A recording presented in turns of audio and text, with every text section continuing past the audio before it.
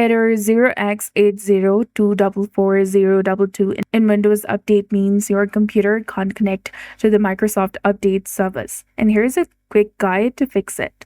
First of all, you need to go ahead and check your internet connection. Make sure that your internet is working properly and you disable the VPN and proxy. Press Windows plus R on your keyboard. This will open the run command, and here type in inetcpl.cpl. Hit enter or click on OK, and the internet property window will open. Here you need to go to the connection tab that is between content and programs.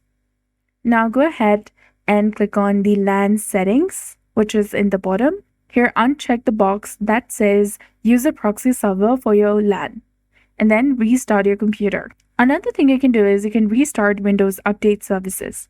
Press Windows plus R on your keyboard again, and this will open the run command, and here type in services.msc. Now restart these services, which is Windows Update, Background Intelligence Transfer Service, and Cryptographic Services. Now to restart each service, you need to right click on it and then select Restart. And then you need to go to the Properties tab, and in the Startup Type drop-down menu, choose Automatic. After this, you need to run the Windows Update Troubleshooter. For Windows 10 or 11, you need to go ahead and open the settings and then go to Troubleshoot, or simply find it by searching for it.